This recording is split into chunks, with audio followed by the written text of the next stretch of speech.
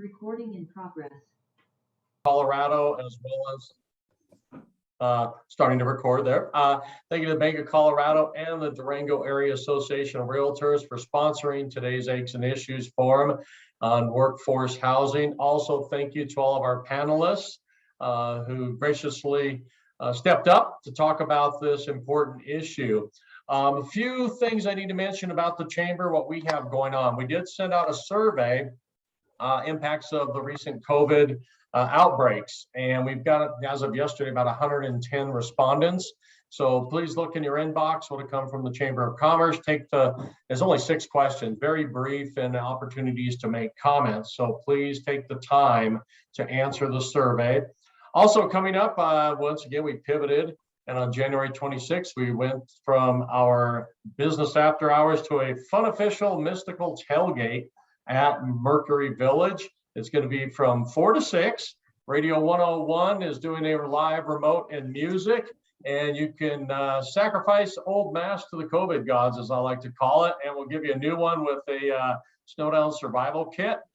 We're going to have great giveaways for the first 100 people that come through. Wear your costume, your magical, mystical costume. Again, this is all happening on the 26th from 4 to 6 out at the Mercury Village property.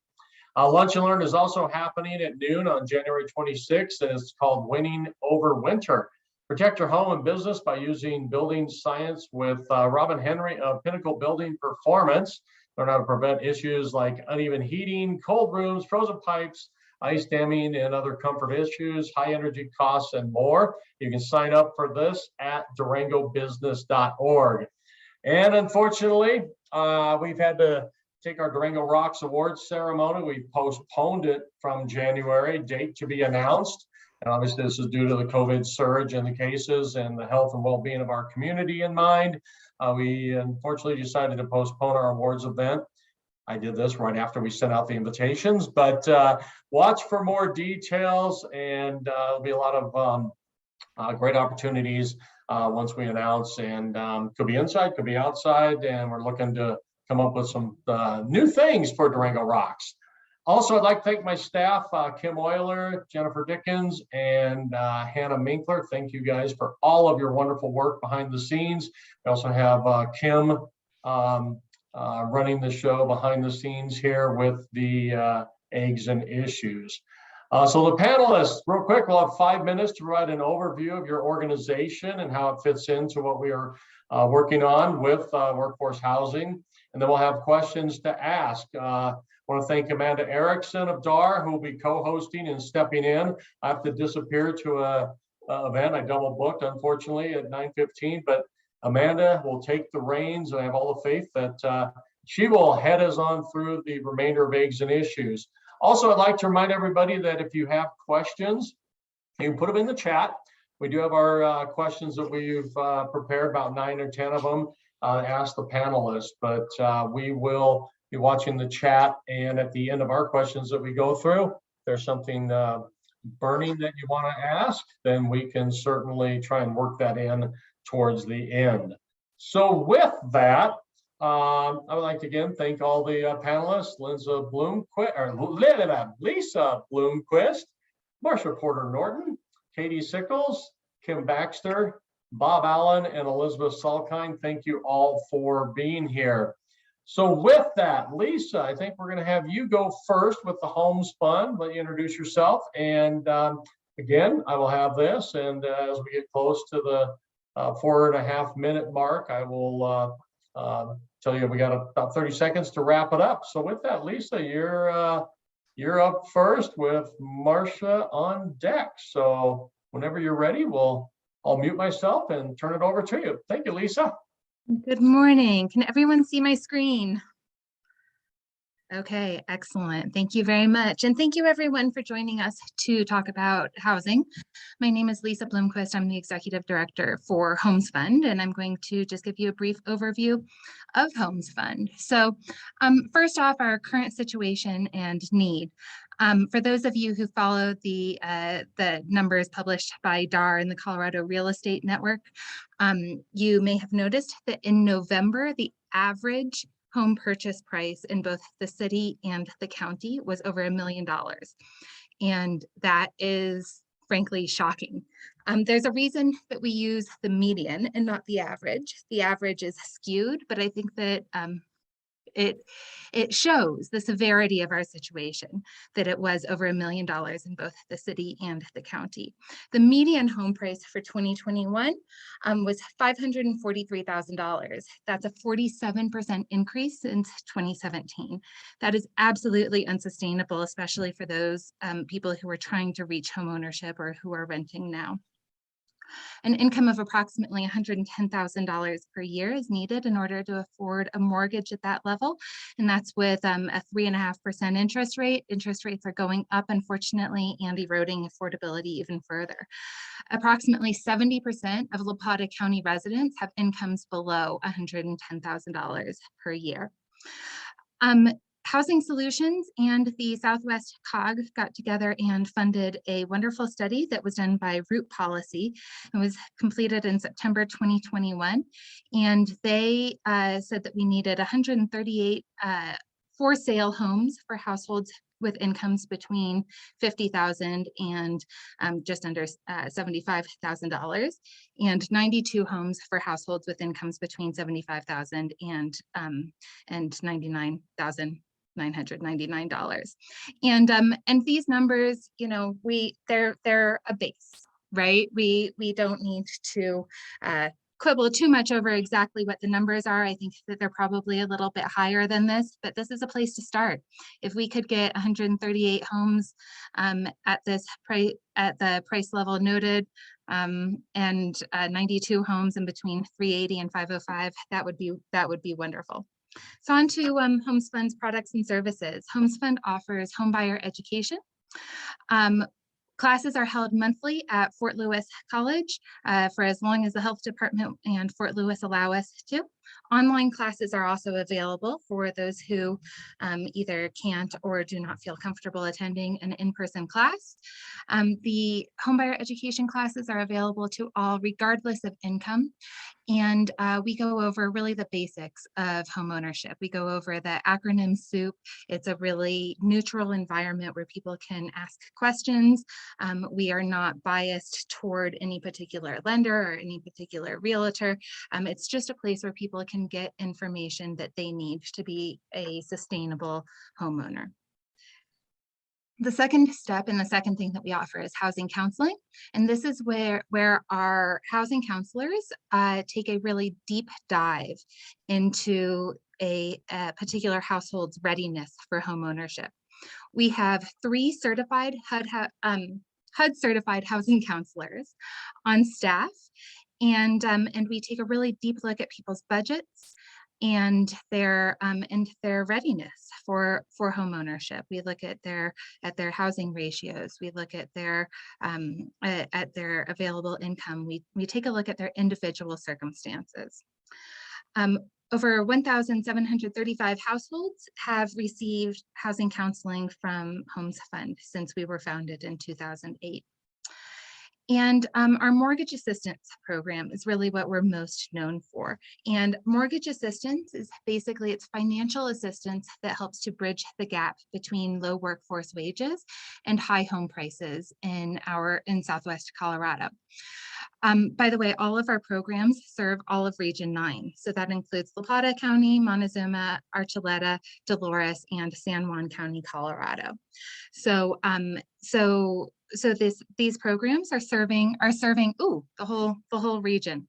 So gosh, Jack, I don't have a whole lot of time now. Income limits do apply. We've provided more than $10 million of mortgage assistance to help people purchase more than $65 million of affordable and attainable homes. So basically the mortgage assistance helps to increase the purchasing power and get people, a household that could have afforded a $260,000 house can now afford a $335,000 house with our mortgage assistance. It really bridges that gap and increases the purchasing power for low and moderate income home buyers. Here are a couple examples of our happy homeowners.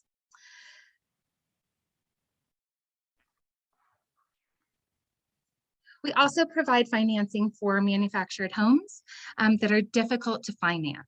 And often these are starter homes for people, and often these are the safe, habitable homes for people who cannot afford a stick-built home or who just otherwise prefer a manufactured home. We have financing for homes that are in parks and on land.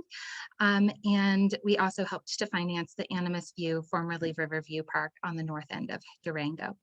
We also help the local municipalities with the deed restriction program management. And that was really hurried at the end and stretched out way too much at the beginning. I apologize for the time mismanagement, but I think my time is up. Thank you. Thank you, Lisa. And yeah, a lot of great information. And again, we'll hear more from Lisa as we get to our questions for the panelists.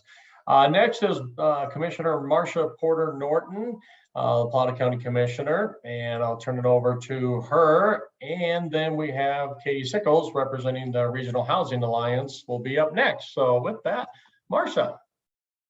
All right, thank you. First of all, Lisa, I always enjoy your presentations and thank you for all your work. I want to thank the Chamber for hosting this. As far as I'm concerned, this is a top shelf issue for all of La Plata County, and it's great to see so many people on. I want to start, I know we have people, whether it's Bob Allen or Lisa or Elizabeth Salkind and Mayor Baxter, who can really delve into the data. I thought I might start with a couple stories. One is, I happen to know that we have about 5 or 6 sheriff deputies living in Farmington because they cannot find a place to live here.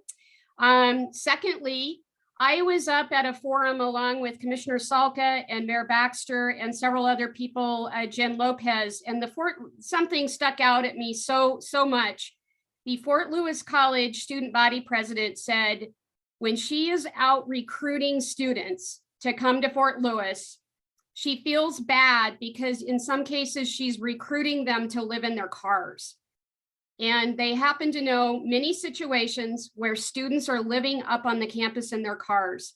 I know of 2 stories of professionals in our community making $50,000, one in fire mitigation, one who works for the county who will remain nameless, who had to live in their car up on Junction Creek and in the forest every 14 days moving. It's just, I'm preaching to the choir here. I see so many people on here, both from the real estate community and otherwise. So we know we need to do something. I thought I would go into the first question that was posed to us, which is what is your organization, La Plata County, doing? We don't have a housing department. Maybe we should someday, but what we are doing is doing everything we humanly can to work with our partners, whether they're nonprofit or the city of Durango or Bayfield or Ignacio, to stand up the Regional Housing Alliance, in which we are doing. There was a time last year in 2021 when it was very much on the table that the alliance would dissolve. And we decided that isn't a good strategy for our community. So we have stood up the alliance, re-stood up the alliance, brought it out of hibernation.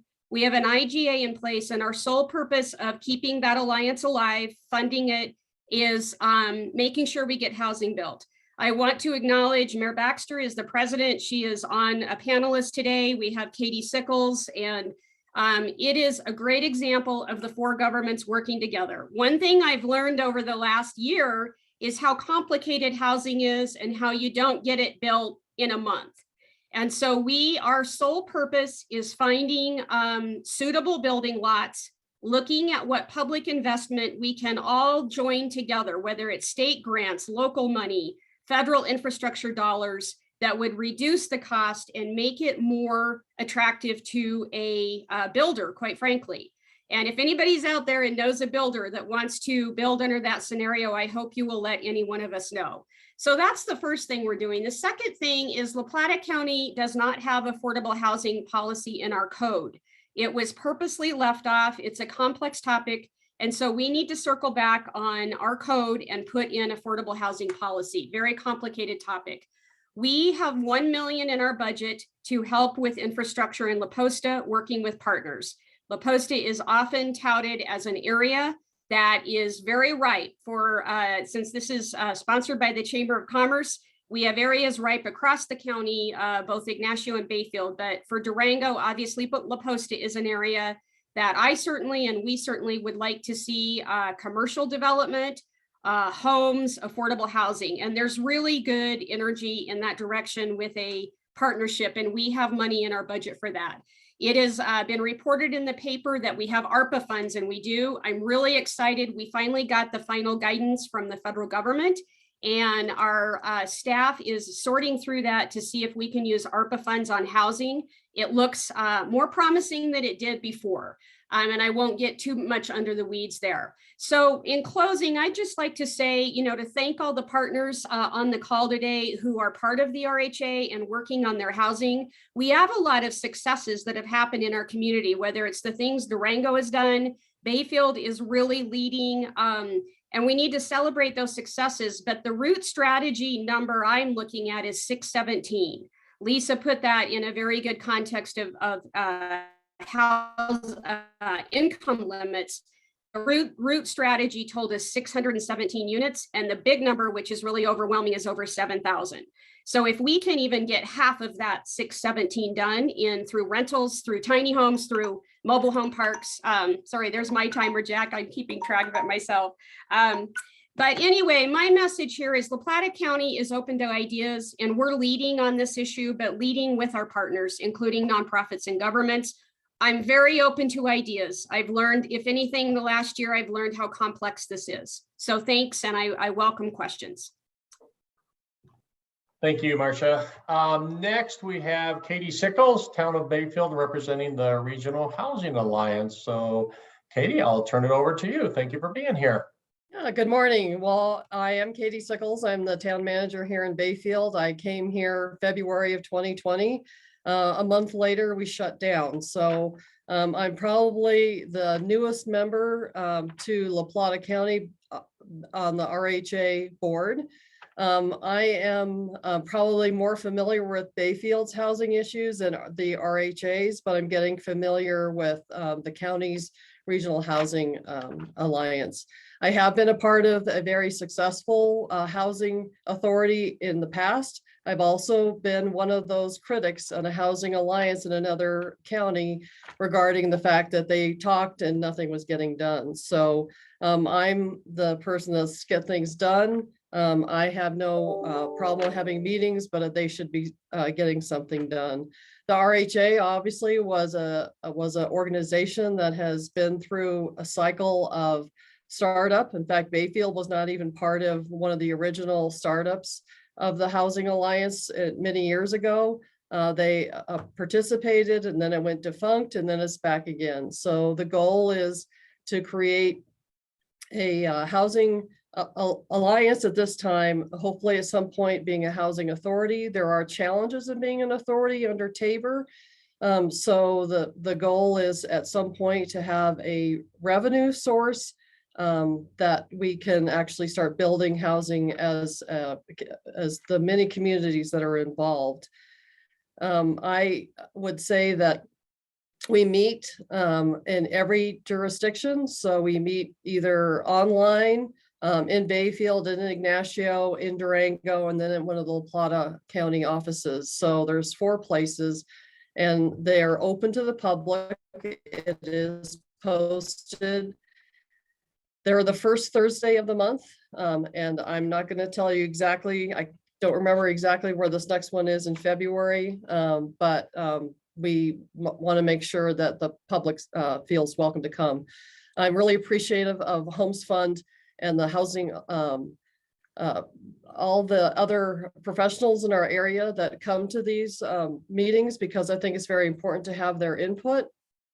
When we talk about NIMBYism, I think that is probably the most of our generations remember the projects.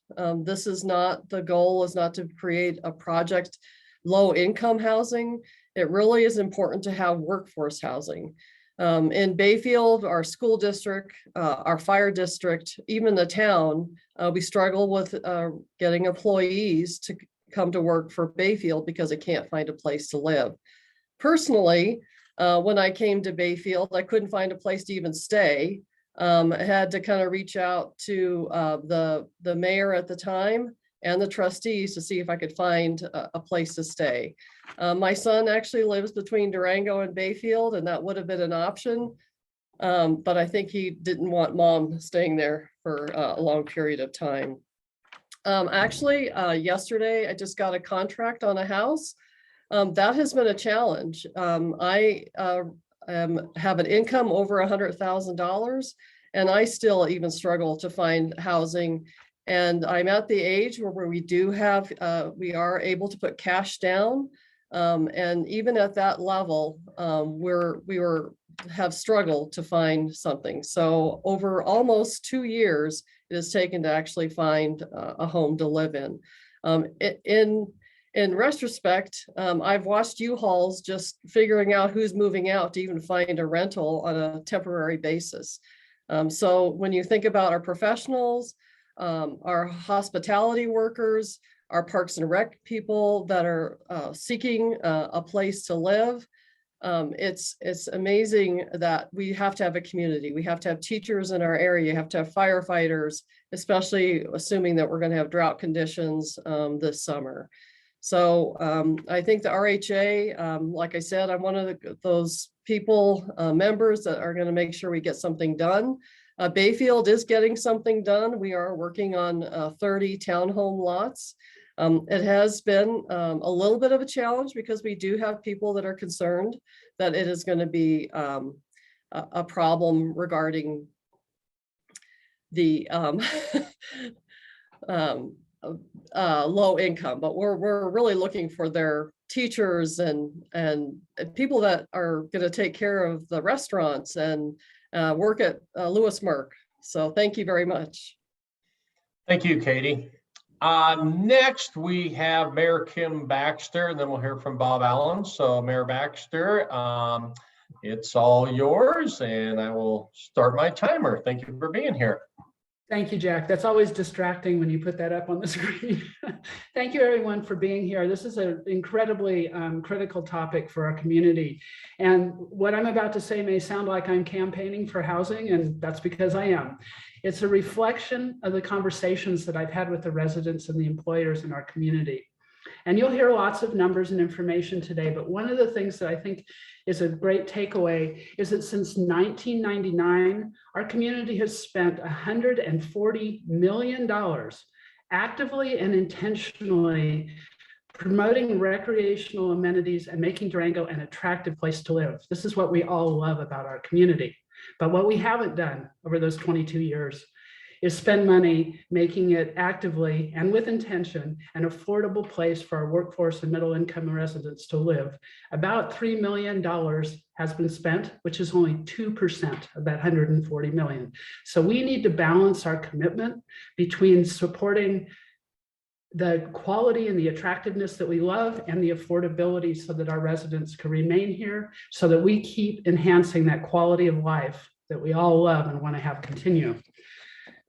So after 2.5 years on council, I've come to understand that there's a significant portion of our residents who see this housing shortage, but they don't really think it's critical. And part of that is because it increases their property values and it's a way to limit growth in Durango. We don't have 100% agreement from our community for the need for attainable housing for our workforce and our middle income residents. And without that kind of a commitment, we're not going to be able to make this change. So in order to prioritize city spending on housing, it's going to take input and participation from our community. One of the ways you can encourage funding for housing from city leaders is to have heartfelt and intense conversations with your elected officials, both city councilors and county commissioners. Let them hear your voice. Let them know how important this is to you. And you might ask, how big is the problem? We've heard a little bit about how big it is. Well, since 2011, 10 years ago, only 1,654 housing units have been developed in Durango. That's 166 units a year. And you've heard what's been said about the root policy, about how many units we need. We need 4 to 5 times, if not more, that number of units being developed in our community over the next 20 years. And according to SEH Engineering, over the last 10 years, there's been a shortage of more than 150 units a year being built. That's 1,500 units that we needed now that we don't have. So it's no wonder we have a housing crisis in our community.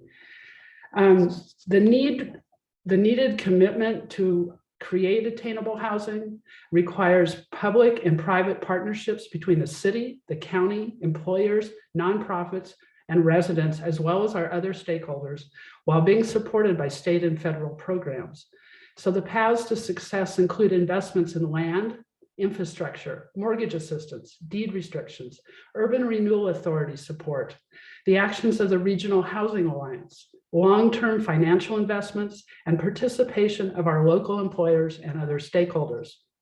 We'll need to ramp up our investment in our community by tens of millions of dollars, which may sound a bit intimidating, but by leveraging state and federal dollars, as well as the contributions of our stakeholders, we can make this happen. The city is doing it now with the Best Western Motel on 160. So the state and federal dollars are being leveraged to create over 120 units of housing for our community. The city participation and commitment in recent years, but particularly over the last year, includes participation in the creation of 570 permanently deed restricted units for low-income populations, integrating housing as a priority in our strategic plan, creation and funding of a housing innovation division within the city, funding for the Riverview Mobile Home Park, evaluation of city-owned lands for housing, creation of the Urban Renewal Authority, partnering with Plata County, 9R, BID, and others, participation in the Regional Housing Alliance, partnering with the private sector for housing and economic development, of which the La Posta area is an example of this. Additionally, the city has set standards for ADUs and short-term rentals that other communities look to as examples of leadership, as well as working with partners such as the Economic Alliance to produce the data and information necessary to make good decisions about how to provide the community with attainable housing. I continue to be enthusiastic about our success and our future because I feel that we have not yet reached the point of no return or gone over the cliff. And I believe we have the opportunity to preserve our multi-generational, diverse community and continue to enhance our quality of life. We do not have to become Aspen Vale or Telluride, but it will take all of us to prevent that from happening. If this vision is important to you, please talk to your elected officials about the role that local government has to play. Let them know that you want housing and our quality of life to be a priority for spending, and importantly, become part of the solution, whether you are an individual or an employer. It is possible for us to remain uniquely Durango. Thank you. Thank you, Mayor Baxter. And yeah, I always tell people I moved here in 1982, and it's amazing to see the transition that has taken place. And our next presenter, Bob Allen with Allen Associates, I've heard him speak many times over the years, over the Wells Group presentation, as well as when I took this job 15 years ago and addressed the issues just of what you talk about. So with that, Bob, I will ask you to unmute and we'll have your 5-minute overview. Yeah, I don't have 5 minutes of things to say. My name is Bob Allen. I am a real estate appraiser and consultant. I've been in Durango doing this work since 1986. Followed the local real estate market for whatever that is, too long probably. And I moved here back in 1981 with my wife, and we struggled for 4 or 5, 6 years, tried to figure out how the heck we were going to stay. Back then, the opposite of what's true now, we didn't have many jobs, and there weren't many opportunities for us to sort of embed ourselves in the community. Luckily, we both found our way and figured out something to do. I've been tracking, like I said, this market for a long time. I've been talking about the pending or existing workforce housing issue. It's been an issue for a long time. I find it unfortunate that it's an emergency now, but it has been neglected for too long. I've got a couple slides that I want to show. Jack, do you have those? Maybe I can't. Maybe I can. I don't know. We can pop it up here. You can pop them up there. And I've got a couple slides that I want to show. If you go to that first slide, What I've got there is that slide was put up, and it's put up every year by a guy named Rich Wobekind. He's a economist from the University of Colorado Leeds School of Business. He comes to Durango every year, and he's done it for about 30 years. And he talks about the economy in the state of Colorado. And one of those slides is what you see before you right now. And that shows you what the residential building permits have been in the state of Colorado since 1997. And you can see that slump during the Great Recession, but it never really recovered until very recently, based on what we saw between 1997 and 2006 or 5, we haven't recovered quite to that level. So if you go to the next slide, next page, this is something I created. And I try to show this almost every year with the Wells Group. And it shows you what we did. And we did produce quite a few units back between 1997 and 2007. We met the need back then, and we have not done that since the Great Recession. There's a multiple of factors that go into that, why we haven't done it. The number of commercial contractors, building contractors has fallen by 25% since right before the Great Recession. So we don't have a lot of builders. We don't have enough builders to meet the need. And we're just not meeting that need and haven't done so for 10, 11, 12 years. So there's a deficit I think it's bigger than 1,500 units. I mean, no offense to those who say that, but I think it's north of 2,000 units. I think if you look at that difference between 1997 and 2007 and 2008 and 2022, you've got a deficit there of 200 or 250 units. So if you've got a deficit of almost 2,500 units, no wonder right now we have a supply and demand problem. Right now, there's, let's say countywide, there might be, I don't know what exactly the number is today, but it might be 150 units available for sale, of which 50% of those are under contract. And we need to build more units. And the way you do that, if you look at that one spike there that happened back in, trying to move my screen so I can see it, back in 2017, that one spike in units permitted represents the Rocket Drive-In, 194 units, and out at Three Springs, the Confluence. So the way you address the number of units, the way you address a big number of units is you got to do it with density. You got to build large projects. And we haven't been doing it. Haven't been doing enough of it. And now, as everyone has already stated, the firefighters, the teachers, the professors, the government workers, they can't come. You can't get quality employees because they can't afford to live here. I couldn't afford to come here today. I couldn't afford to move here based on the income that I make. That's about all I have to say. Thank you, Bob. And again, your historical perspective in the slides really represent a lot of what's been needed, and Mayor Baxter reiterated that in her presentation. Next, we have Elizabeth Salkind with the Housing Solutions. Thank you for being here, Elizabeth. And with that, I'll turn it over to you, and you'll have 5 minutes. Thank you. Great, thanks. I knew I was following Bob Allen as a former failed economist major in college. That was a little intimidating, but I would echo everything he said. I was involved with the Home Builders Association over all those periods. We haven't built, we're short, it's supply and demand. Even a failed economist major can understand, the supply and demand here, and the exact number of units, there's a lot of gray area there, but it's a large number. So, we don't have adequate contractors. We had some legal issues in that time frame that are sort of kind of maybe resolved slightly with the construction defects legislation. We have some policy issues that could be readdressed. And I guess this is not speaking for Housing Solutions, but as someone understanding housing, yes, we have policies in place that other counties didn't, like ADUs, that sort of thing, but we did develop those sort of pre-pandemic. And I think what we've been taught and what we should take away as a positive out of all that is, let's relook at everything again and be more flexible.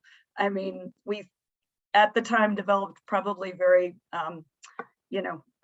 best practices policies, but, I know there's cities and counties around the nation. I've done a lot of research that are doing things that are far more pushing the barrier. Not that everyone's going to be happy about that, but it will allow for that density and the ease of building affordable housing. We've got to open that gateway where it's blocked and let some additional projects in. And, there's never going to be 100% political will on that, but we can work together and push the envelope on that.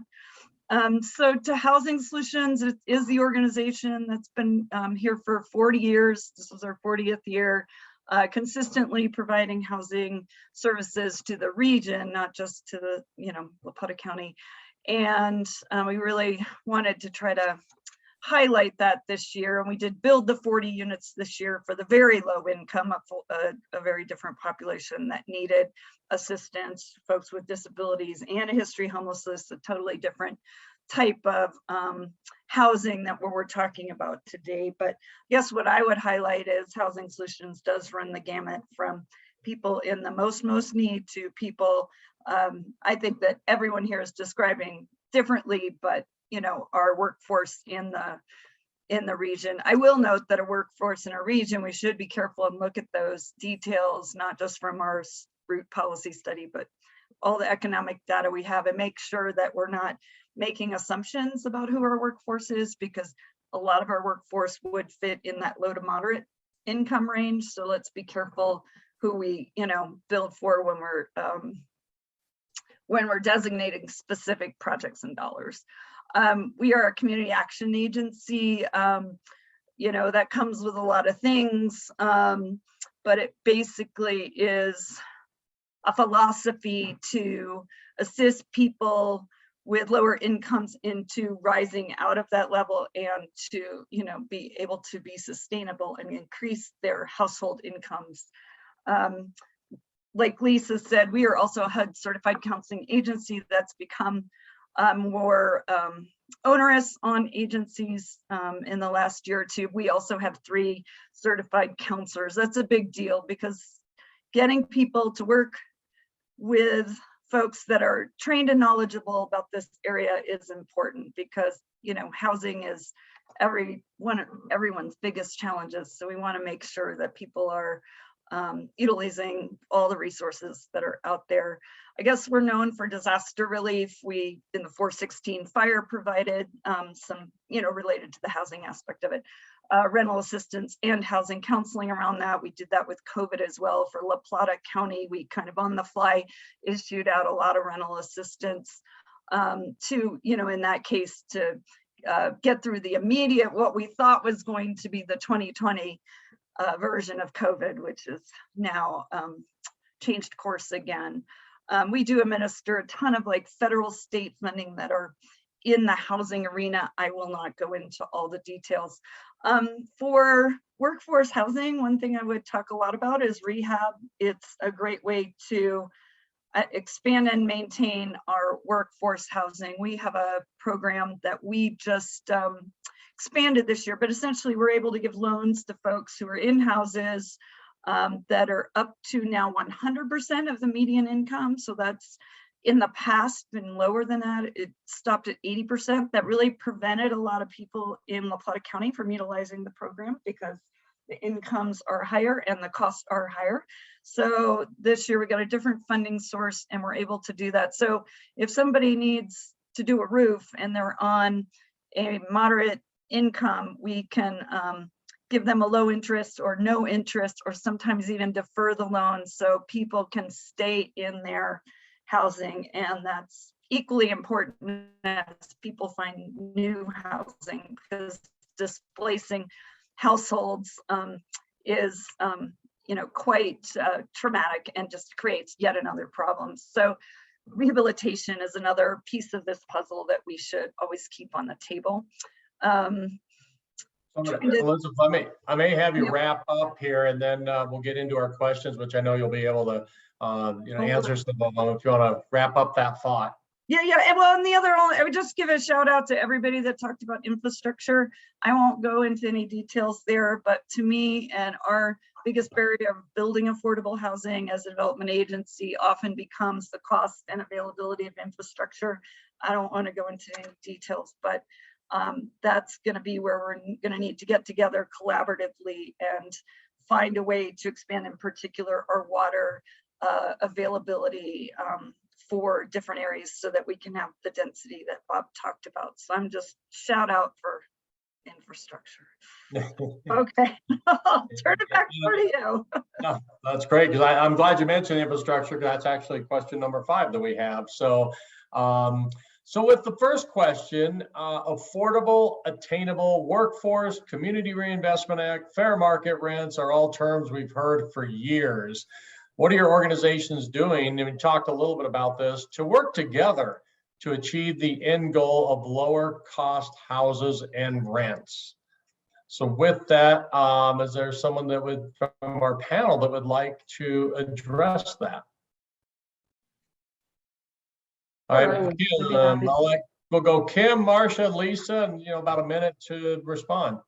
Great. So staff helped me with these questions because they have all the details. They're so involved in it and really working on this problem. So of course we have the Urban Renewal Authority, which is a collaboration of many different districts in our community, city, county, school, bid, and other districts.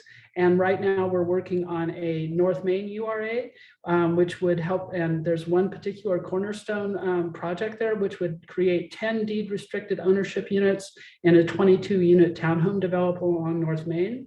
We're working on creating a creative application of the Fair Share program and expanding our partnership with HomesFund on deed restrictions, looking at density bonuses. We have a nationally recognized ADU program, vacation rental program, which I mentioned. And also we have a housing incentive program. So council budgeted $500,000 in 2022 to contribute toward infrastructure. Elizabeth, listen to that one, infrastructure, yay, in new housing developments to bring the cost of construction down. That's all I have to say. Marcia? Yeah, I just want to elaborate a little bit on where the RHA is at, and I couldn't agree with Katie Sickles more that we're not a coffee group. We're not. The goal isn't to get together every month and just kind of share what everybody's doing. We said back in June when we met in a 2-day retreat that the reason to stay together was to get housing built. So what we are doing is I looked back over the holidays at my emails. I had 35 ideas sent to me from the business community, from finance people in banks, from citizens, from nonprofits. I'm not a housing expert. And so, we individually, as an RHA, we have 8 board members and then 1 at-large position that we need to appoint. We need capacity. We need somebody with expertise and time and bandwidth, as Mayor Baxter has said, where they're working on housing 40 to 45, 50, sorry to whoever gets the job, hours a week. And so we are in the process. We put out a request for qualifications. We only got 1 back, but I must say it's a very strong one. So we will be interviewing over the next couple of weeks a consultants, plural, and putting together a package where we can take these ideas and make them come to reality. We are starting to look at properties, not that they're projects. I don't want to put out there that we have 10 projects shovel ready or anything like that. We're starting to look at where is the infrastructure, what has been presented to us as ideas, what is on transit. One of the questions you put out is how do you integrate things like transit and childcare and all the things that I call healthy community issues. So we don't want to go stick affordable housing out in the middle of nowhere. We want it on a transit line close to the municipalities. So it is my hope that, and I think the RHA board hope that in the next, let's say 4 to 6 weeks, we have capacity to take all these ideas and start to look at where that building could occur. We may end up with 1 project that has a lot of density. We may end up with projects across the region. We simply don't know till we can marshal the staff energy to take these ideas and turn them to reality. So that's where we're at. Thank you. And Lisa? So HomesFund is working with the city of Durango and town of Bayfield and the county, and working with our local governments, like others have mentioned, to administer deed restriction programs. I also want to mention, though, that we're working closely with area lenders and realtors, and the kind of overall machine that makes homeownership possible for really everyone at every income level. And we're getting people who are part of our workforce, who are lower income people, into those houses that they wouldn't otherwise be able to afford. And in order to be able to do that, in order to be able to access that, we need to be working with our local lender and realtor partners. And they are crucial partners. They help us with the home buyer education. They are also giving individual counseling to their clients, and we're working to get them over that financial barrier. Also wanted to mention that Housing Solutions and HomesFund work well together. We also have a good relationship with Habitat for Humanity. Rachel just put, the executive director of Habitat just put some comments into the chat, and really the ideal is to move people along the continuum. There tends to be some market steps in there. People typically move from renting market rentals into home ownership, but sometimes people are moving all the way along the continuum, from subsidized rentals all the way into subsidized home ownership. So I'm happy to work with the local partners on that. Great. Well, I think it's encouraging to see all the various organizations, talking together. And I know the Economic Alliance had another session. Lisa, you spoke at that just the other night, which it was very, very encouraging to see. And I know workforce housing is one of the key strategies, strategic plans for the Alliance. I'm going to move forward. Amanda, you want to ask the next question? Sure. Good morning, everyone. Thank you so much for being here with us today. In June of 2021, the governor signed House Bill 1271, which offers grant money and other forms of state assistance to local governments to promote innovative solutions to the development of affordable housing across the state. Are you or will you be making use of those funds? I have a comment on that, if that's okay. We did with the COG try to help put together a 1271 grant that was submitted, and I don't know the status of it because we were not the grantee, we were the consultant, so to speak. But the idea of it, whether that grant is submitted or not, is the policy idea I was talking about before, which is I feel like there are policy there's availability of policy options that different municipalities or regions in our area could maybe consider or reconsider, that does allow for housing. I mean, housing is very expensive, so we can simply, address the supply and demand by building more housing. But at a certain point, policy is one way to open up for more affordable housing without spending dollars. So the goal of that was to have some increased flexibility, to allow for the market itself to come in to a greater degree and contribute to the solution here. So whether that grant's accepted or not accepted through its original grantee, which was a region-wide look at that issue, I mean, that's something we intend to pursue actively. And so I don't know if that answers your 1271 question, but I think policy is as important as money and land. Thank you, Marcia. Yeah, I would simply say if anybody wants to know what this is, just Google it. It's monies that the legislature has set aside, and it is coming mostly through DOLA. As Elizabeth said, there is a regional grant pending.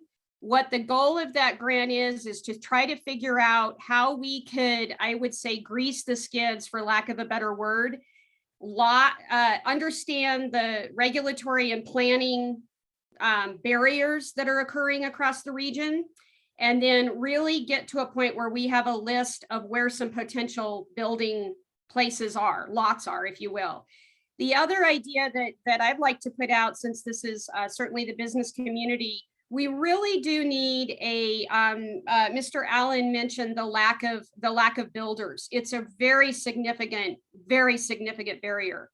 In an ideal world, we would have a builder or builders. Once the governments and the RHA do our job, working with our nonprofit partners to get buildable lots, we need somebody who will build. And so I think that's a significant challenge. But my answer is yes, yes, yes to state funds.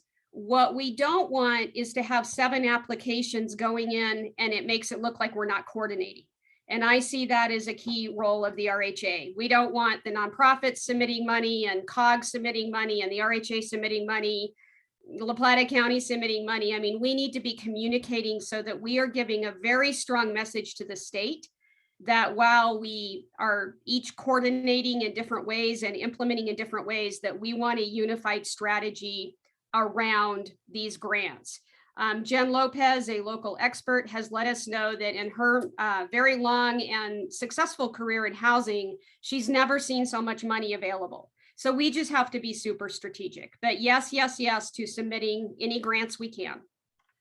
And the 1271 grant does open up, there's a second phase of it. So really the goal of 1271 is identification of policy issues, or, I mean, that's the direction that we went for. But then it is, the second step is funding to address those, one being of infrastructure, that sort of thing. So it is kind of a 2-step process that the state has laid out. And, I can certainly try to get a push and an update on the existing application. And if there's a problem with that, we should get together and have a region-wide, I would argue, for approach to obtaining, the second part of that, which is the funding, like, for example, to address the barriers. So it is not just about planning, it's about funding to address the issues. Okay. Mayor Baxter? Thank you, Jack. In relationship to HB 1271 specifically, our staff's been in communication with it at the state level, and they're poised and ready to take advantage of the monies when the projects comes in, working with everyone else in the region, of course, to make sure it's for the best benefit of our community. But we have been the recipient of multiple state grants, and most recently working with the Economic Alliance and Project Moxie to create a regional housing investment strategy, which should be coming out sometime here around March, which will help us identify where the funds that we can receive, such as 1271, where they can be best applied and where we can be most efficient and effective with that to create our goal of lower cost housing and affordability. So it's as everyone has mentioned, it's a bigger picture between all of us in making it happen. And I did want to mention that federal funds, particularly for the Best Western motel conversion that the city is working on, there's $3 million in federal funds that we're expecting to receive. And also our development partner in that project and the city are looking at a $7 million low interest loan from the Division of Housing to support this conversion, which the developer would be responsible for. So we are tied into where the availability of dollars and how to get them and working on that process. And so it's very exciting. Right. Thank you. Next question. So you guys are all leading housing groups and Habitat as well as in there, and you guys are authorities, municipal leaders, county leaders. What are you guys doing with your, again, respective abilities and powers to bring the cost of building workforce housing down? And I'm gonna dovetail this question into one of the other questions. Other communities where I have chamber colleagues, the city, county, work together to install the necessary infrastructure for future housing developments. And what such discussions are occurring, like on La Posta Road? Are we talking about what could the land at where I'm going to probably get in trouble for this, but where the fairgrounds is? It's an ideal piece of property. Is that something that's being looked at where the city and the county work together to say, well, why don't we turn that into a project? Can we go above 3 stories and setbacks? I mean, all these different things, a Boker lumber site. So it's a very long-winded question, but what is everybody doing to work, and where have you identified, where those places are? Who wants to come in? And Bob, I'm going to ask you too. Do you have an area that you've looked at with all your years of appraisal work? Is there some areas that you've identified that's, raw, vacant land or a possibility for redevelopment? I'll start with that with you. You've identified some great sites that ought to be considered for some high density use. La Posta has already been mentioned as a possibility. The sites are out there. We just need the will to get there and get it done. Mhm. I'll take a stab at it, and then I think anything. And I also want to point out with Katie on the call is Bayfield's really leading. One of the things the Root Strategy Report said that was so interesting to me is that 75% of workers in our entire region, Region 9, commute. And so that's why this linkage with not only Bayfield, but Ignacio, areas in the western part of the county, we do have to really look at this regionally and then applaud and celebrate and support what is happening in like the city of Durango and the municipalities. I would say to the fairgrounds, yes, let's put that on the idea list. Absolutely. We want to move our fairgrounds. This is known up to Ewing Mesa.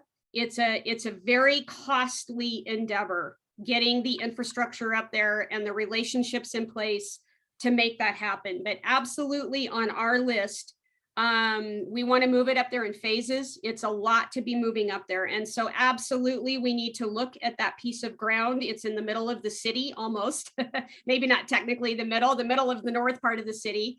And let's look at that piece of ground. And I would look for a lot of public engagement and a lot of collaboration with the city, because it is a gem, and we know that.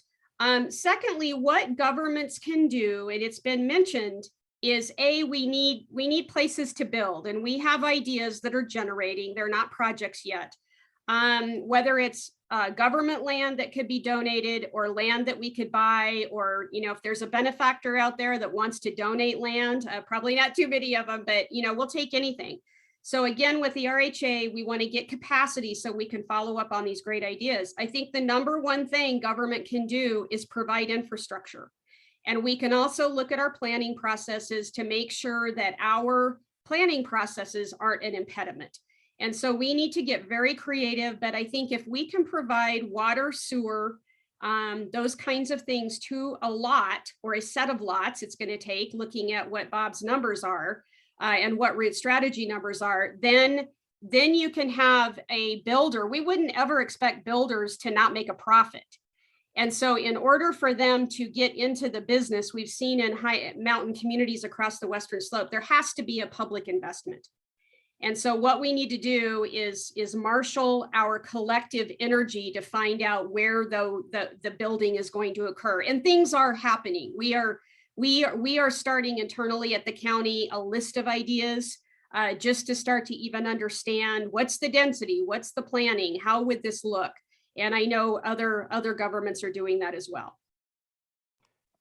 Could I just throw out an example? I mean, and not attach it to Housing Solutions or my name, so I won't be hated. But for example, some communities are doing things like, our country's in love with single family residential. I mean, we are, but we cannot, as a nation, probably a world, continue to live with that as our only ideal. It's not realistic. It was like a post-World War II thing that everyone got on board with, but it's simply not our future for housing, although I personally love it myself. So one thing that other communities have done is interpret single family residential zoning, for example, to mean 2 units, not 1 unit. And some have a lot of restrictions on it and some don't have any restrictions on it.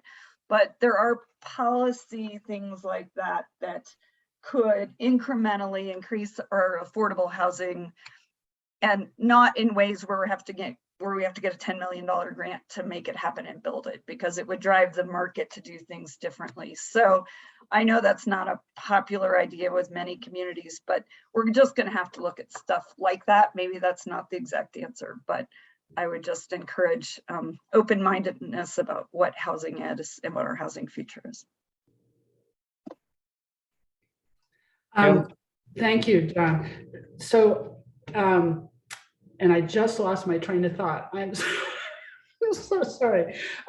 So yes, the city also, oh yes, so first of all, for the city, you know, developing within the city limits where there's current infrastructure like water and sewer is always less expensive than having to provide water and sewer outside of town. So we are completely committed to both of those pathways to creating more housing. But I'm just at this point going to focus on within the city limits because Marcia and the county do a great job of working with us to talk about outside the city limits. So the city has committed to spent $2 million on getting water down La Posta Road, and we're committed to spending more dollars. So we're part of that partnership with the public and the private landowners there to make that happen.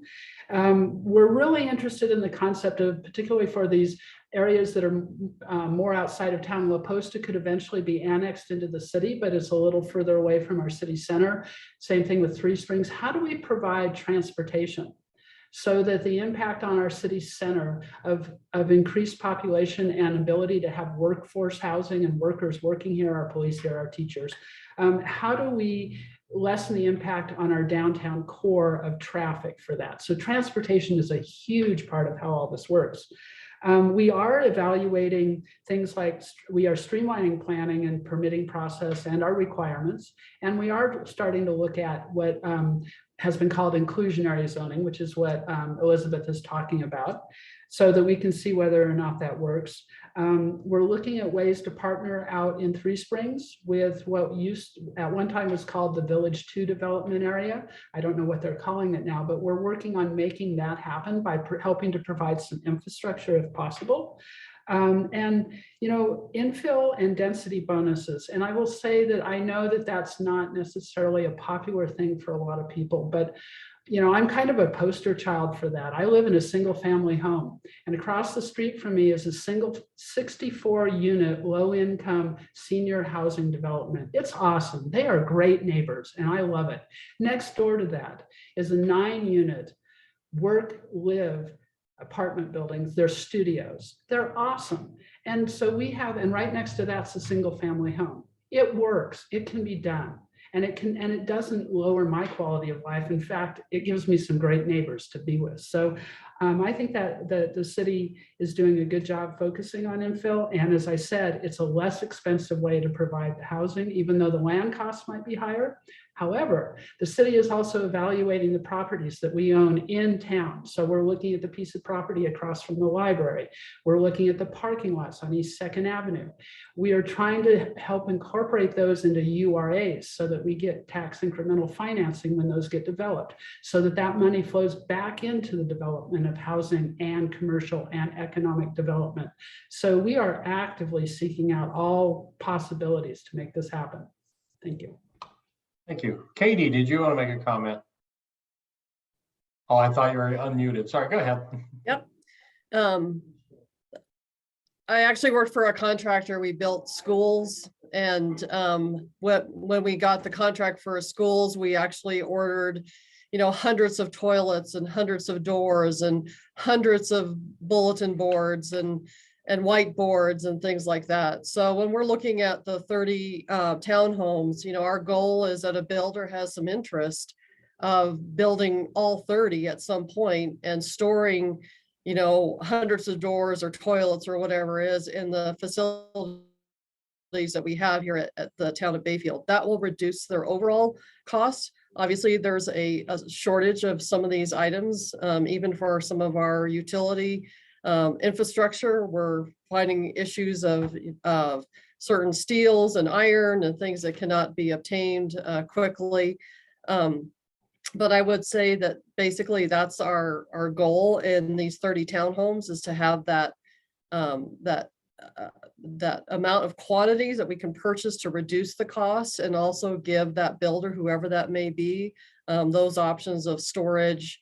The town is also doing the infrastructure, water and sewer, cable, Wi-Fi, basically working with the electric and natural gas companies to get infrastructure to these 30 townhomes. Also doing the driveways, which we can do because we do streets, driveways, access information, and things like that to reduce that overall cost. So, Yes, these are single family homes. They are townhomes. So yes, we do have to look at a variety of different options and inventory. Not everybody's going to want a single family home. I've learned really in the past, especially working with utilities and people that really don't understand how to take care of a home, that they have to pay their water, sewer, that they have a cell phone bill. There's things like that, when a water line fails, how do they repair it? So, there's all kinds of other options and resources for homeowners to be able to access, we actually have American warranty now. They want to insure every type of home problem. So there's like heaters and water heaters, and we talk about actually some renovation of certain homes. There's a lot of older homes here in Bayfield. Just a renovation budget would be helpful to increase the value for those that are living there. Jack, can I make one point? Sure. I guess I would put out there, since I know we have realtors on the call and other business people, if you have an idea for a lot, our staff through our deputy county manager has been combing the county's GIS system, which of course includes the city. And I feel like the city and municipalities have their own potential places where housing could go covered, but we're looking in the county for places that could have that high density, that are close to transit, that could be a good investment and could be a place to put workforce housing. If anybody has any ideas, I hope you'll let me know, or I assume you could let anybody on the RHA board know, or let your respective entity know. So we need this to happen together, and there may be something that we're not thinking of or didn't somehow catch. And the other thing that governments need is we can't do it alone. And so once it is our strong hope that this year, not just a hope, we're putting a lot of energy into this. It is our strong hope that this year we get some projects going. And I know Bayfield already has their Cinnamon Heights. The city has enumerated what they're doing. I don't know if Ignacio's on the call, but they've purchased a good number of lots to the west of Ignacio. We're going to need help, because there are factors out there, as Mayor Baxter said, where people either don't think it's a problem or it's not in my backyard. We're going to need help. One of the things you can really do is write letters. Once a workforce housing comes up, a project is going through the planning process, I would just sort of implore people to let us know your support for it, whether it's speaking out at a public hearing or writing a letter or putting something on our social media sites. I think there's more support for this than there ever has been. I've never seen so much energy in La Plata County actually focused on one issue, excuse me. So we just need help. The governments can't do it alone, and any way you can speak out when a good project comes along, we would really appreciate it.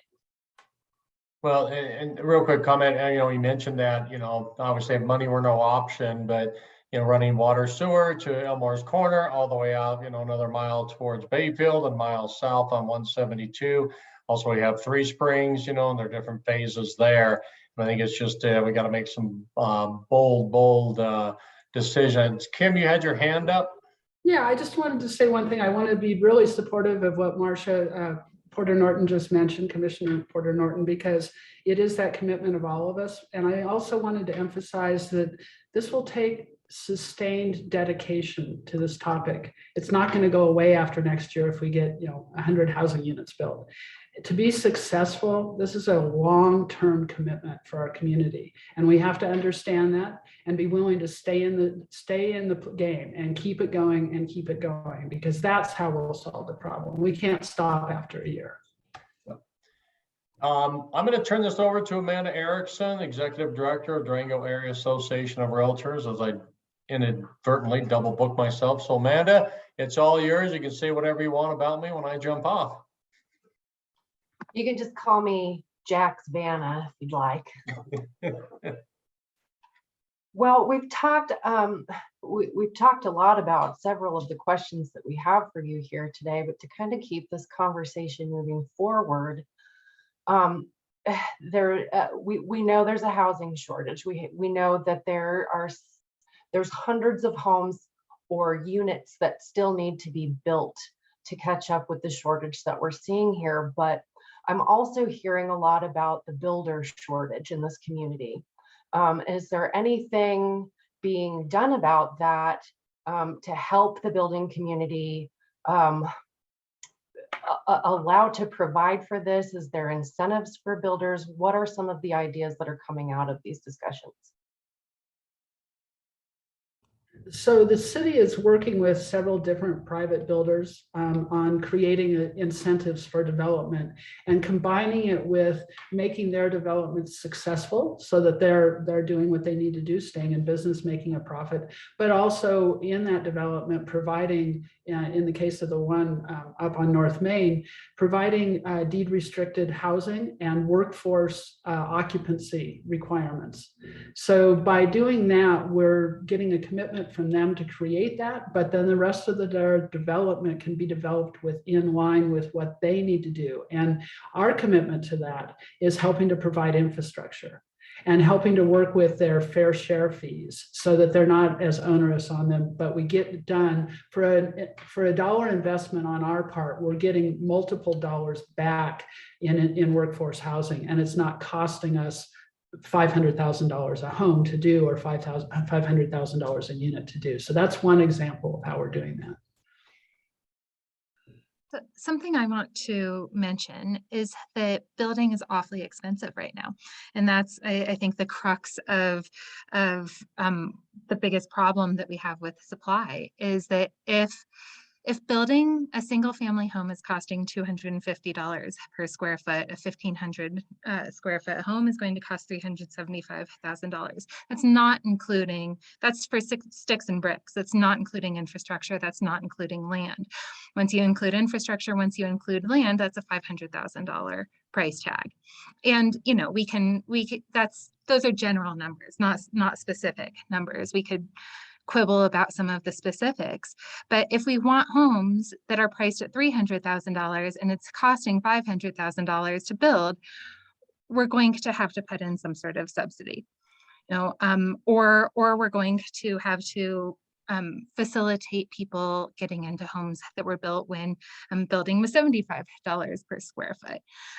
But really, there truly are some economic barriers to builders building more housing, and we as an affordable housing community need to come together to just do whatever we need to do to facilitate putting more units on the ground. And unfortunately, or fortunately, however you want to look at it, it's going to take some money. Thank you, Lisa, for that. I would simply say, again, you learn quickly that this takes expertise. The one vision, I'll put it out there, please consider this brainstorming, would love ideas. One vision the RHA has put forth is that there are other communities that Lyons, Colorado, I think Montrose, Telluride, other areas that have teamed up with manufactured home builders. There's one called IndieWell out of Pueblo. And they build very good quality manufactured homes that don't look, it's not like little ticky-tacky houses all in a row, but really nice product. And one vision that has been kicked around by Region 9 Economic Development District and by the RHA is, could we either grow a company like that locally and provide some kind of infrastructure to them for like where their headquarters would be, and or recruit a business like that to come to our region and expand. I'm putting it out there as an idea to answer the question. This is the kind of thing, once we get an RHA capacity and staff, we can start really running that to ground to seeing if that's reality. In the meantime, Lisa's absolutely right. If you're not going to make a profit, let alone make zero profit, or let alone go in the hole, there's just no incentive. And so that's why this idea of infrastructure is so important, is at least help help people, be able to make a decent profit and living off of doing this. So welcome ideas on that. Somebody put in the chat of what is the opposition. I am hearing that, just observation is that, and Katie might be able to speak to this for the Cinnamon Heights project, or Kim for things that have happened in the city. Some people have a really stereotypical idea of what affordable workforce attainable housing is. And I thought Mayor Baxter's example was fabulous of, you live in a neighborhood where there's all this different kind of housing, and it doesn't have to be a bad thing. But I think there's some baked in fear around it. I think that, so that's opposition number one, of just like, I don't want, quote, quote, those people living by me. And I think our collective messaging needs to be this: we're talking about your firefighters. We're talking about your Fort Lewis College educators. We're talking about people that may work at a store in Ignacio or Bayfield. So it's not those people, it's us. A. B, I think there is, there's some opposition around that I have heard about. This isn't the government's job. You government, pull yourself up by your bootstraps. If you want housing, go get it. And maybe with these dire numbers we're looking at, maybe that's changing. But those are the two big key pieces of opposition that I hear. And those that are closest to it probably can get a lot more detailed. But we need to do collective messaging around this, that this is the fabric of our community. And these are, like Bob said, I'm in the same boat. I wouldn't be able to live here if I hadn't bought a house in 1992 in Durango. So it's us, and it's our infrastructure. It's our government, it's our healthcare. I heard a story the other day of one of our local hospitals was trying to recruit somebody for $79,000 a year, got the person recruited, and they called back and said, I'm sorry, I can't get housing in La Plata County. So a little bit of a soapbox here, I apologize, but it's us, and we really need help from the business community and messaging once we get these projects going. Again, I'd like to support what Marcia is saying and I'm going to bring 9R School District into this for the conversation, not them personally, but the conversations I've had with them. One of the biggest challenges that they have is that they find good teachers. They offer them jobs. The teachers accept, and then they start looking around for housing, and they have to decline the position because they can't afford to live here. Laura from Region 9 did a presentation last week, and then also did a presentation to the Economic Alliance yesterday morning. And one of the things she talked about is that the average teacher salary is $49,000 a year. And that's been declining because experienced long-term teachers have been retiring and more new teachers are coming in. So that's one reason why that salary is so low.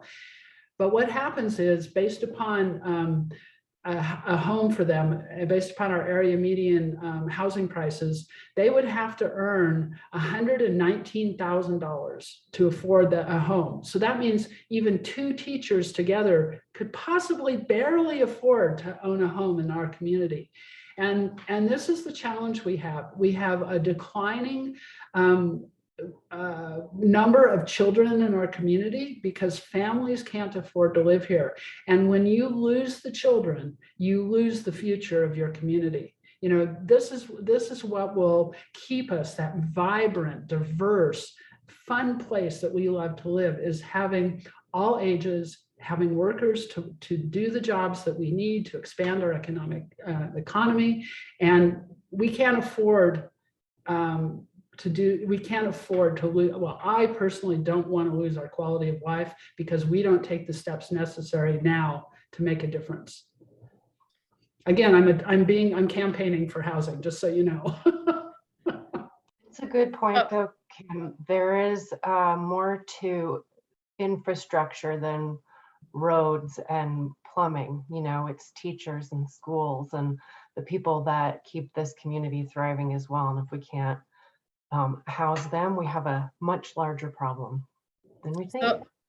So I would like to give you an example. I was an interim manager in Grand Lake. My goal was to find them a town manager. And there is no school in Grand Lake. You have to go to Granby or Kremling or to basically go to school. So you talk about trying to find a snowplow driver, and Grand Lake gets a heck of a lot of snow, and having the family not be able to find housing in Grand Lake. The school district sold the school to the town for $10. The town had to bring a very old school back up to use it as a community center. But I think the biggest challenge is that there's no families that can afford to live in Grand Lake, and they can't afford to because there's no school there in that town.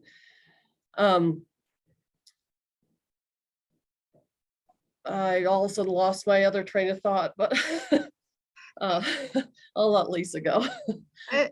So the person who was asking, like, what are the objections? I think that people really love this community, and I love this community. I'm sure that everyone on this call loves this community, and part of human nature is to not like change. And I think that a lot of people want this community to stay exactly as it was when they moved in, and they see change as being threatening. And when a new subdivision wants to come in, they see it as threatening. They see it as change. They see it as,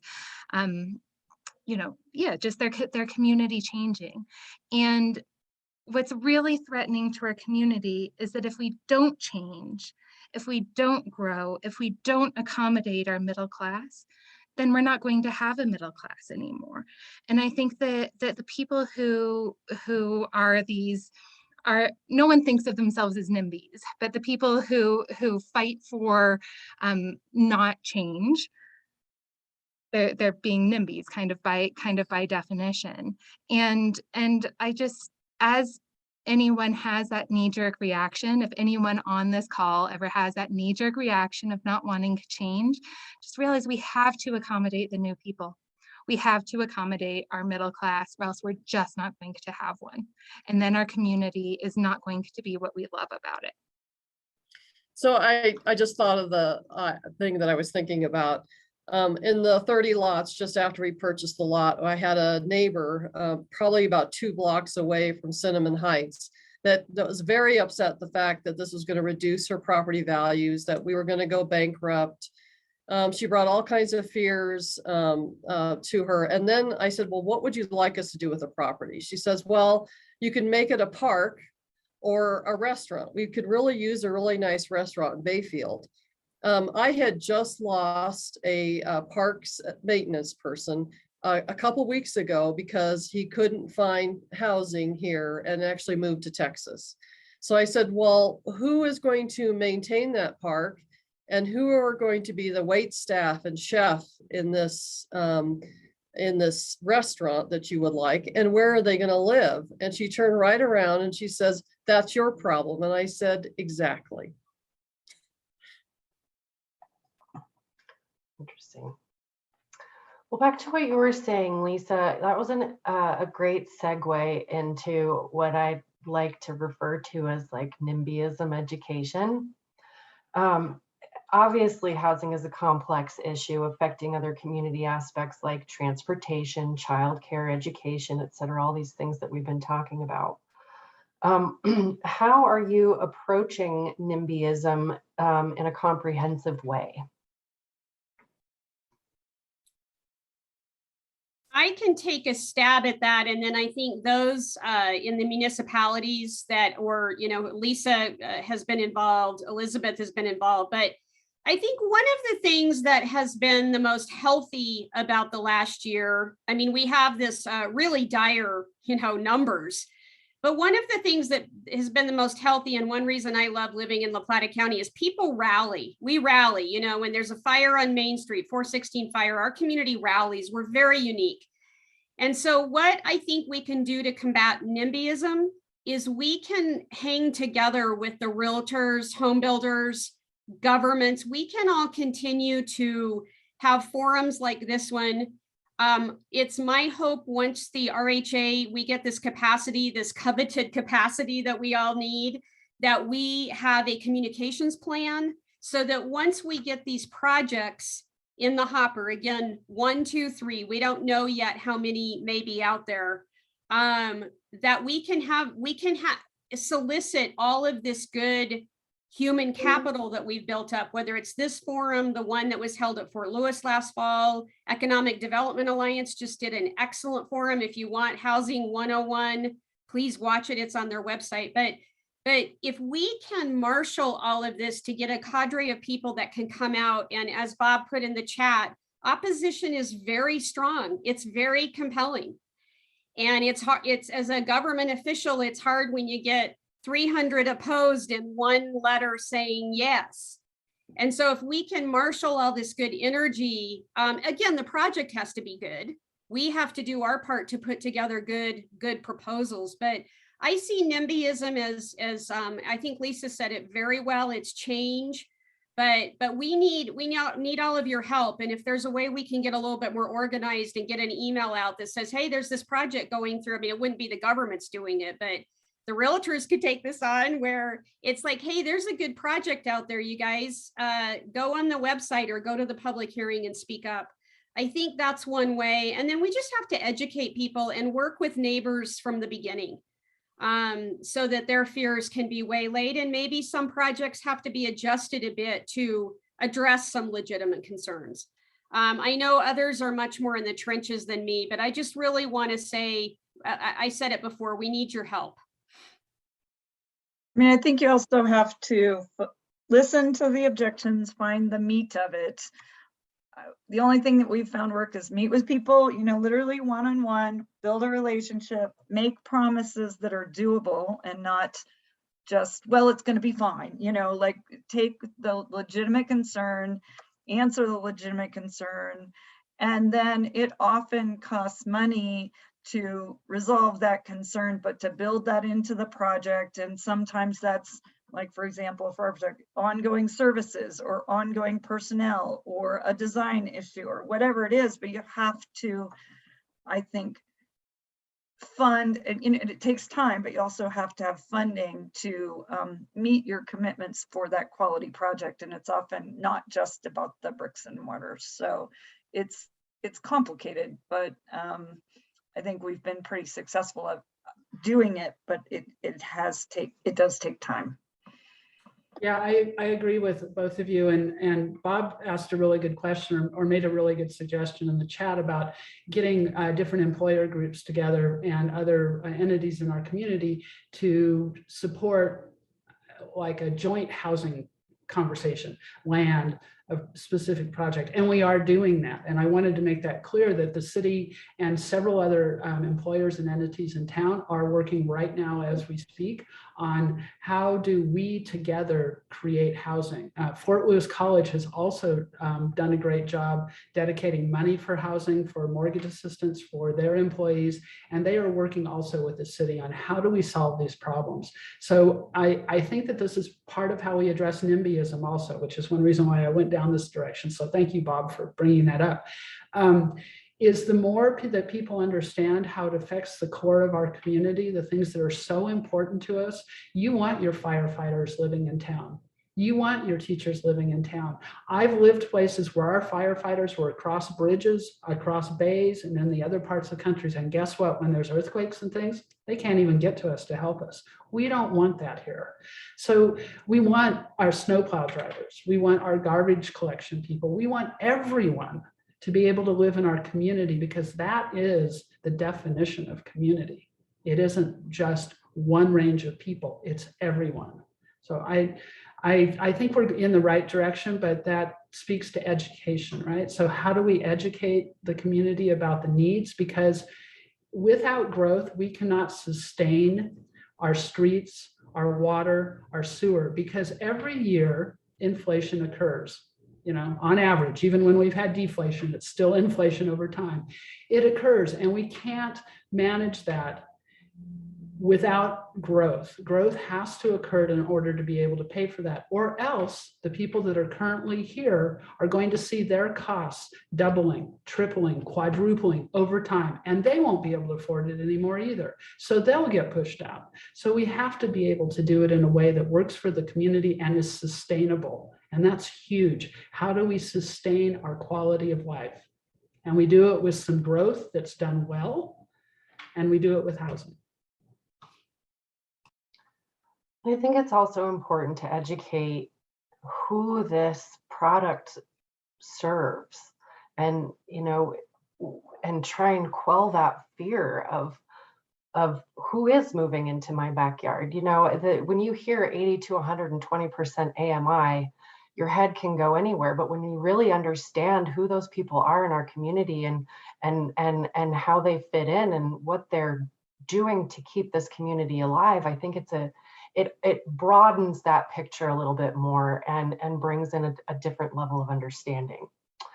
I wanted to focus on a couple of these questions in the chat, if you don't mind. Marcia, you had mentioned projects. I know some of these in the comments aren't exactly in county per se, more so in city, but there were some interesting comments here. Tim shared and had some inquiry about the North Main area and loosening up restrictions and broadening ideas into that area of the community. And Three Springs was also mentioned on a couple different levels. First, for opportunity, and some for some potential infrastructure challenges. So would anyone like to address some of those opportunities? That's probably most logical to start with, with the city in that area. So one of the things that, as I'm sure all know, we have an urban renewal authority. And the Urban Renewal Authority currently has one plan in action, which is the Midtown Plan. The board is right now, which consists of county representatives, the Business Improvement District, the 9R School District, and input from other taxing districts in our community, is looking at the North Main area to create a URA plan up there, which would help stimulate that growth and be able to provide tax incremental financing, which if anybody wants to have a discussion about that, call me, and how that promotes the growth and development of not only housing, but commercial and retail also in that area. In last year, the planning department brought forward some ideas which council had said, how do we create a less expensive building environment?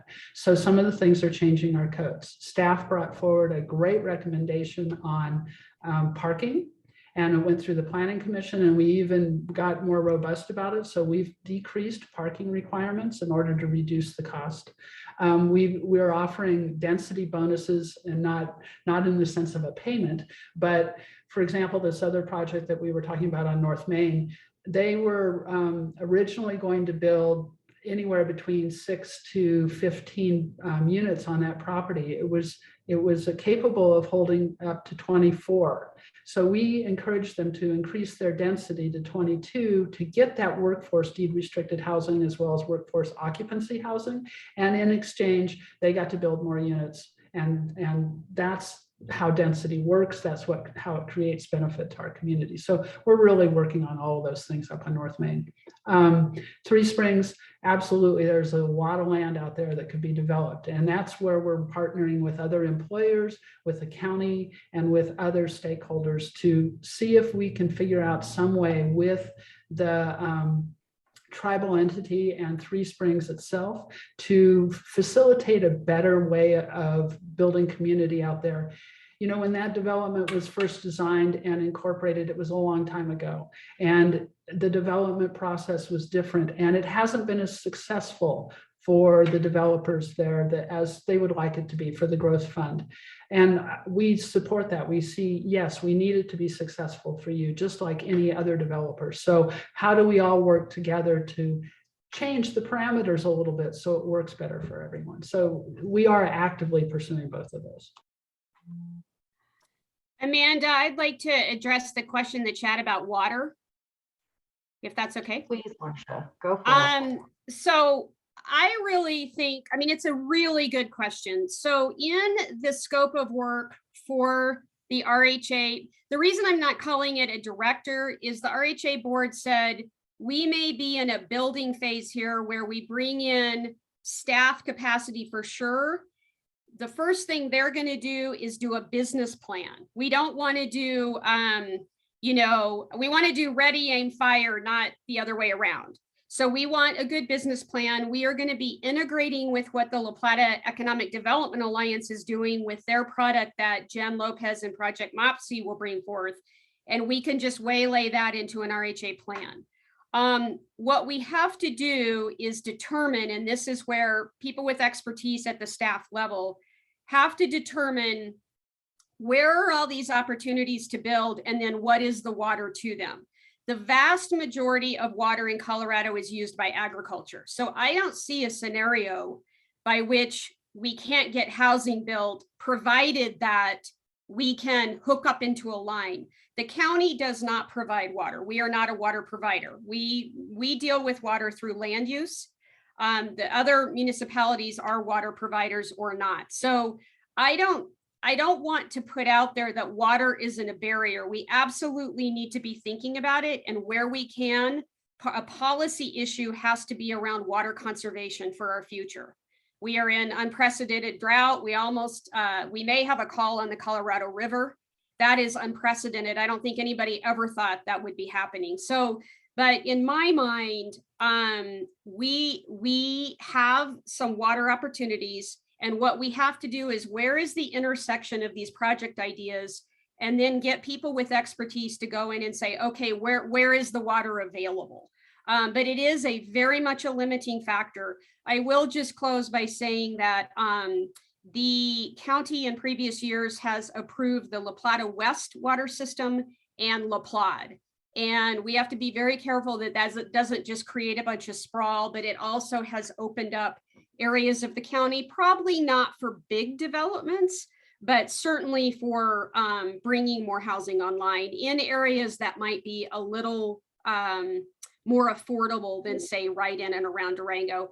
And then finally, I would say there's a group working, I think it's 9R, the city, the county, I'm not, Commissioner Sulkin is the interface with it, that is really looking at how we could take infrastructure to La Posta.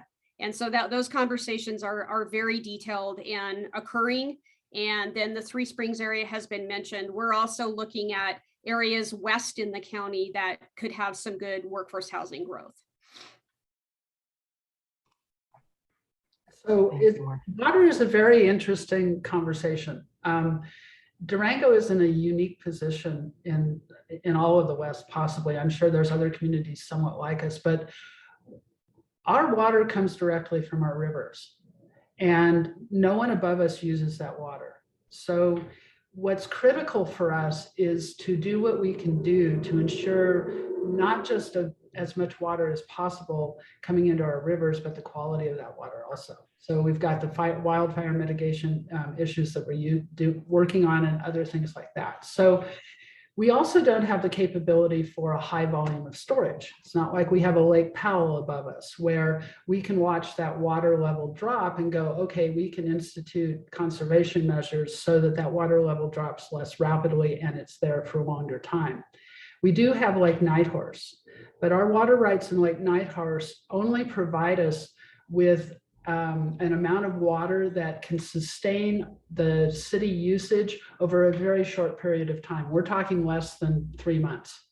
So, and our College Mesa water facility does not have the kind of storage that, we would all love to have more storage. So one of the things that we're focusing on is how do we do the work on our infrastructure, our water infrastructure that creates water savings through the city infrastructure. So we have a lot of work that we need to upgrade facilities. So we are working on the College Mesa treatment plant. It will have the capability of two trains of water treatment, if you will, so that if one train is down, we have the capability to continue providing water through the other train. So we won't lose the ability to treat the water that's coming out of the Florida River or out of the Animas River under the conditions that something happens at College Mesa. So we need that redundancy, that capability. That will be occurring over the next 5 years. We need to make sure that our water lines are secure so that they're not leaking and they're not breaking. We need to make sure that the tanks that we use are the same way, that our tanks are useful, that they're storing water. Do we need more tanks? Possibly. That's something that we're looking at. How do we get the water from the tanks, which is basically our storage, to the individual neighborhoods in the community? Those water lines have to be dependable. They have to not leak. We have a large number of raw water users. What that means is untreated water. So Fort Lewis College is one of them. Our Parks and Rec department is another. How do we encourage conservation of raw water? Because that's water that isn't into our drinking system or our potable water system yet. So the more that we can encourage conservation on their part in the times when we need it, means there's more water for the community to use. Those are some of the ways that we're working on how do we make sure that we have enough water. If our rivers run dry, there's nothing that we can do about that. So what we have to do is make our systems more efficient and effective. We have a lot of water. I know that might sound like everybody's like, no, I don't believe it, but we do have a lot of water, and we can afford, we have had water studies done. We can afford to continue to grow until 2050 at the rate that we're growing and still have enough water to provide water to our communities under our current system. But if the rivers fail, no city, no county can help us with that. So I don't mean to sound dire, because I don't believe the rivers are going to fail us, but we do have a good system. We're working on making it better. We're trying to squeeze out as much water as we can that's useful, so that it doesn't just run off the hills and run down into some drainage area, that we actually get to use it before it returns back to the Animas River. So something else that I wanted to say is, unfortunately, we cannot, even when we don't use all our water rights, we cannot sell those water rights to anyone else. It just ends up in the river. It has to do with how our water compacts were written. And so I would love to be able to do that and then bring that money back into creating our system in a better way and to buying more water rights, like for Lake Nighthorse, but we can't do that, unfortunately. So this is a complex conversation, and council's been dealing with it and will be dealing with it more in the future. Thank you for considering it. Thank you. Bob, you had a great comment also in here about partnerships between our entities. I think that's an excellent point. And also kind of segues into what I would like to say maybe is our closing question, unless there are any more comments from the chat that would like to come in before we exit. So we've talked a lot about collaboration. We've talked a lot about need.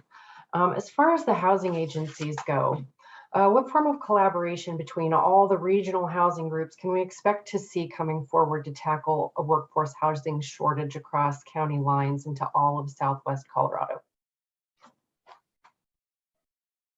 I've mentioned a lot that HomesFund is doing. Sorry. No, go ahead. But I did also, I want to reiterate that we are an organization that serves all of Region 9. You know, there are certainly problems with people commuting into Durango from Mancos, but the fact is that's where a lot of our workforce can afford to live, is over in Mancos or Cortez. A lot of people even commuting over from Aztec. We actually don't serve over into New Mexico, but having a regional approach, I think we need to be looking at things regionally, and ideally bringing people in closer and closer, because it forms a more stable and resilient community if more people can live closer. But where we are right now is that people are commuting, and so they're still working in our community, and you know, part of kind of our larger regional community. We've already mentioned how HomesFund is working with the local governments. I also want to just put out that employers are starting to really care about this issue of affordable housing and workforce housing.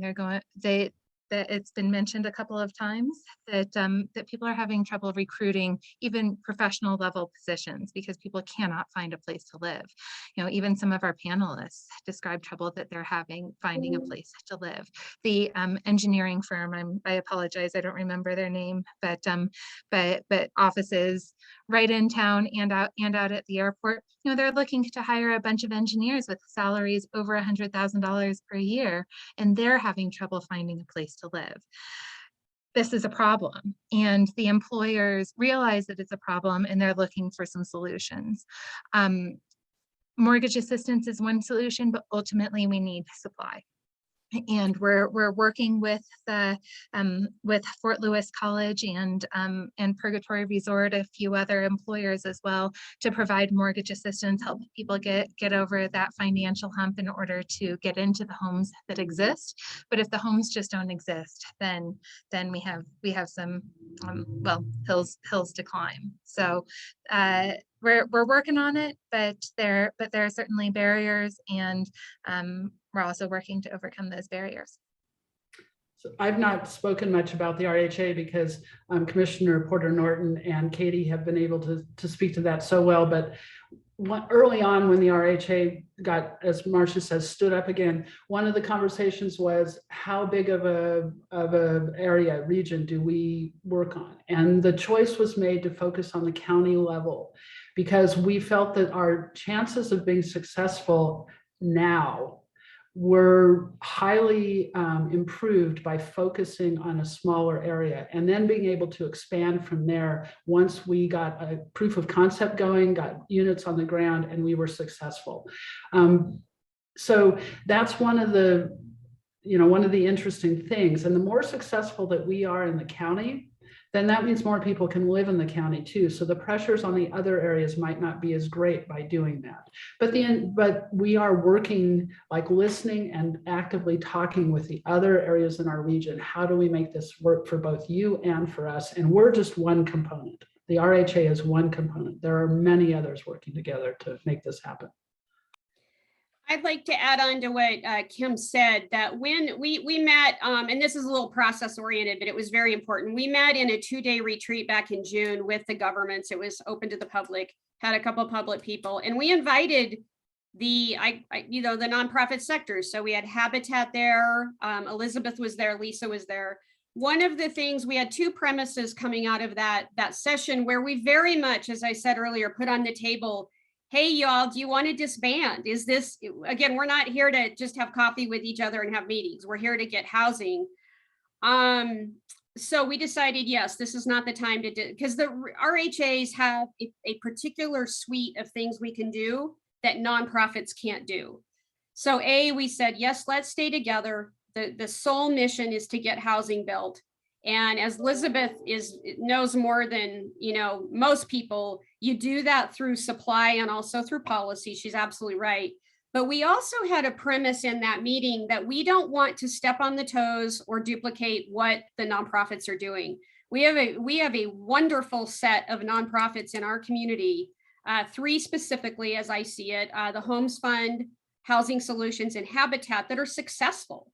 Look at Aspero. Look at Lisa was very involved in the Riverview, the financing up on for the mobile home park that went to a co-op. So we want to blend here. And I once we get this goal set, which in my mind is 617 units, because that's what Root Strategy told us. We heard from Bob that the number is actually probably much more than that. But for my sort of pragmatic way of thinking, we keep the 617 in our front windshield, if you will, and then we all figure out who can play what role. We may have the governments doing the infrastructure and Lisa's organization, and maybe Elizabeth comes in and plays a builder role. I'm just completely brainstorming here. And Lisa comes in and does some shared appreciation is a word I like better than deed restrictions. It has, it's a better model. But the point here is we want to have this be not only a partnership with the private sector, but partnership within that private sector or nonprofits. And we really do just need to, and that's why I can't wait for the RHA to have staff capacity to take all these project ideas and then figure out who's going to play what role.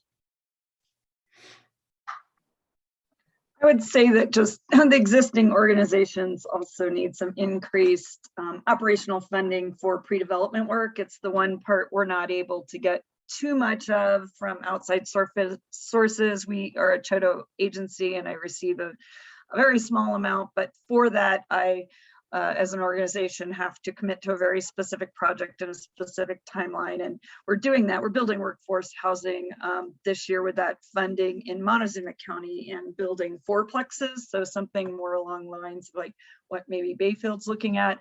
But to be able to do it in La Plata County, we don't have any, we have such tiny amount of funding from the local entities that I am then, as an organization, tied to the outcomes the state and feds are asking for. And they're all, you know, thought out, but they're more thought out for urban areas. So it does present some challenges, and we're very good at working around that. But, you know, we've received maybe like 5% of our funding from local entities, meaning governments and, you know, et cetera, et cetera.